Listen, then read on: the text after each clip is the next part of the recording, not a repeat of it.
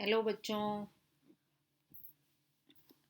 आपकी आज की जो वर्कशीट है ये है 54th वर्कशीट और ये 11 नवंबर की है। आज हम पढ़ेंगे प्रकाश परावर्तन तथा गोलीय दर्पण के बारे में। प्रकाश वह ऊर्जा है जिसके द्वारा हम वस्तुओं को देख सकते हैं। आपको ये पता है कि प्रकाश क्या है? वह ऊर्जा है जिसके द्वारा हम वस्तुओं को देख सकते हैं। अब प्रकाश जो है इसके कुछ गुण होते हैं। क्या गुण होते हैं? प्रकाश को गमन करने के लिए माध्यम की आवश्यकता नहीं होती। यानी पदार्थ कहीं भी गति कर सकता है। पदार्थ निर्वात में, पानी में, हवा में, हर जगह जो है गति कर सकता है। इसीलिए प्रकाश को गमन करने के लिए माध्यम की आवश्यकता नहीं होती है। फिर प्रकाश की चाल जो है निर्वात में अधिक होती है। निर्वात का मतलब जहां से सारी हवा को सब निकाल दिया जाए तो वो निर्वात बन जाता है, जिसको हम वैक्यूम बोलते हैं। इसमें इसकी जो स्पीड होती है 3 × 10⁸ मीटर पर सेकेंड होती है। अब प्रकाश का परावर्तन क्या होता है? प्रकाश का किसी सतह पर टकराना। देखिए, ये प्रकाश का किसी सतह पर टकराना और फिर टकराकर वापस चले जाना, ये क्या कहलाता है? ये परावर्तन कहलाता है। और ये किस में होता है? दर्पण में होता है। किस में होता है? दर्पण में। आज हम पढ़ेंगे गोलीय दर्पण के बारे में। गोलीय दर्पण दो तरह के होते हैं। एक होता है अवतल दर्पण और एक होता है उत्तल दर्पण। अवतल दर्पण में क्या होता है? चमकदार सतह ऐसे होती है, अंदर की तरफ होती है और ये पॉलिश वाली सतह होती है। यानी कि जैसे अगर आप चम्मच को देखेंगे तो चम्मच को अगर आप ऐसे करके पकड़ेंगे तो अंदर की तरफ क्या है? चमकदार सतह है और बाहर कौन सी है? पॉलिश वाली। जबकि उत्तल दर्पण में उल्टा होता है, पॉलिश सतह अंदर की तरफ होती है और चमकदार सतह इधर होती है।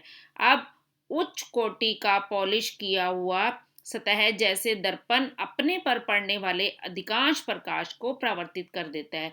यानी कि प्रकाश जो दर्पण है, जब उसके ऊपर प्रकाश पड़ता है तो वो क्या करता है? अपने ऊपर पड़ने वाले अधिकांश प्रकाश को परावर्तित का मतलब क्या होता है? परावर्तित का मतलब ये होता है कि किसी भी सतह पर रेखा का पड़ना और उसका दूसरी दिशा में चले जाना, इसको हम कहते हैं परावर्तन। आप प्रकाश के परावर्तन के नियम में आप पहले ही पढ़ चुके हो। इसके अंदर क्या है? ये जो प्रकाश की किरण पड़ती है ये होती है आपतित किरण, और जो इसके बाद परावर्तन के बाद जाती है ये परावर्तित किरण। हम बीच में एक अभिलंब देखते हैं। प्रकाश के परावर्तन का नियम क्या कहता है? प्रकाश के परावर्तन का नियम कहता है कि आपतन कोण जो है परावर्तन कोण के बराबर होता है। अब ये कोण कैसे बनता है? आपतित किरण और अभिलंब के बीच में जो कोण बनता है वो क्या होता है? आपतन कोण होता है। और अभिलंब और परावर्तन के बीच में जो कोण बनता है ये क्या होता है? एंगल आई बराबर में एंगल आर, परावर्तित कोण होता है ये। अब इसके बाद यानी कि देखिए, आपतित किरण, दर्पण के आपतन बिंदु तथा अभिलंब तथा परिवर्तित किरण सब देखिए एक ही सतह पे है ना। ये भी यही है, ये भी इधर है और ये भी इधर है। ये तीनों चीजें किस पे हैं? एक ही सतह पर है। तो ये आपके परावर्तन के नियम है। आपतन कोण किसके बराबर होता है? परावर्तन कोण के बराबर। और आपतित किरण, अभिलंब और परावर्तित किरण ये तीनों कहाँ होते हैं? एक ही तल पर होते हैं। अब हम जो है इसमें पढ़ेंगे गोलीय दर्पण द्वारा रेखा चित्र बनाने के नियम। अब ये क्या है? इसमें मुख्य अक्ष क्या होता है? मुख्य अक्ष ये देखिए, ये जो है हमारा दर्पण है अवतल दर्पण, ये क्या है? उत्तल दर्पण। अब इसमें देखिए, ये जो भी किरण दर्पण पे पड़ती है परावर्तन के बाद फोकस से निकलती है। अब देखिए इसमें मुख्य अक्ष क्या है? मुख्य अक्ष जो होता है, ये जो बीच की रेखा होती है ये होती है मुख्य अक्ष। ये क्या होती है? मुख्य अक्ष। और गोलीय दर्पण के परावर्तक क्षेत्र को हम क्या कहते हैं? केंद्र को पोल या ध्रुव कहते हैं, जिसको हम पी से डिनोट करते हैं। ठीक है। अब ये देखिए, मुख्य अक्ष के समांतर प्रकाश किरण परावर्तन के बाद फोकस से गुजरती है। परावर्तन के बाद कहां से गुजर रही है? फोकस से। पर जो वक्रता केंद्र से गुजरती है वो उसी लेवल में वापस चली जाती है। यानी जो जो मुख्य अक्ष के समानांतर आएगी वो फोकस से गुजरेगी, और जो वक्रता केंद्र से आएगी वो इधर से ही आएगी और इधर से वापस चली जाएगी।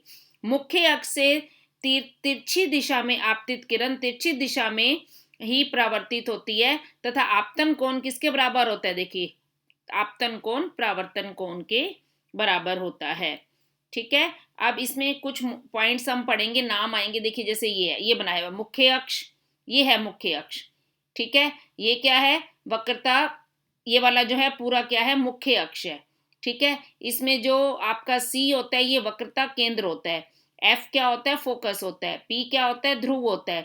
पी और सी जो होती हैं ये पूरी, इसमें ये पी एफ जो होती है ये पी सी का क्या होती है, आधा होती है। यानी फोकस दूरी क्या है, फोकस दूरी जो है इसके रेडियस के वक्रता त्रिज्या की आधी होती है। पी और सी को हम क्या बोलते हैं, वक्रता त्रिज्या, और पी और एफ क्या है, फोकस दूरी। तो फोकस दूरी पी एफ जो है वो पी सी की क्या होती है, आधी होती है। मुख्य अक्ष आपको पता चल गया, ये वाला मुख्य अक्ष होता है। और गोलीय दर्पण के परावर्तक क्षेत्र, यानी ये वाला जो इसका केंद्र है ये, इसको हम कहते हैं पोल। और अपर्चर क्या होता है, एम एन गोलीय दर्पण के परावर्तक पृष्ठ के व्यास है। देखिए ये आधा व्यास, ये जो है ना पी एन एम एन, इसको हम कहते हैं अपर्चर या द्वारक। अब वक्रता केंद्र क्या होता है, ये गोले का एक भाग है ना, यह गोले का एक भाग होता है जिसकी त्रिज्या को हम वक्रता त्रिज्या कहते हैं, पीसी वक्रता त्रिज्या। फोकस क्या होती है, मुख्य अक्ष के समानांतर होने के बाद जब पॉइंट्स जिस पे मिलती हैं उसको हम कहते हैं फोकस, एफ। ये देखिए ये है ना एफ, ये यहाँ पे या तो मिलती हैं या मिलती हुई प्रतीत होती हैं। ठीक है, और फोकस दूरी क्या होती है, पी ध्रुव और फोकस के बीच की दूरी को हम क्या कहते हैं, फोकस दूरी। यानी ये मुख्य अक्ष, ये वक्रता केंद्र, ये फोकस, ये ध्रुव, और ये क्या हो गया, इसका द्वारक हो गया। ठीक है, तो ये आपके मेन पॉइंट्स हैं, इसको आप करोगे। प्लस इसके अलावा आप सब बच्चों को नियमित रूप से अपने हाथों को साबुन और पानी से धोना है। अब अभ्यास प्रश्न, गोलीय दर्पण द्वारा रेखा चित्र बनाने के नियम और रेखा चित्र बताइए। तो आपको ये वाले 3 नियम लिखने हैं। ठीक है, मुख्य अक्ष के समांतर प्रकाश किरण परावर्तन के बाद कहां से गुजरती है, फोकस से, और वक्रता त्रिज्या से आने वाली क्या करती है, उसी रास्ते वापस चली जाती है, और जो तिरछी आती है वो क्या करती है, तिरछी दिशा में ही परावर्तित होती है।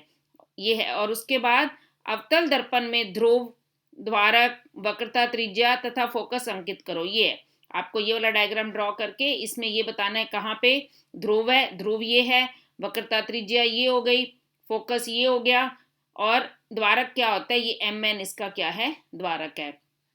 आपको ये वाली वर्कशीट करनी है और आपको नियमित रूप से अपने हाथों को साबुन से धोना है, और उसके बाद आपको कोरोना से बचना है। तो सभी बच्चे इस वीडियो को देखेंगे और उसके बाद ये वीडियो जो है देख करके इसके क्वेश्चन आंसर आप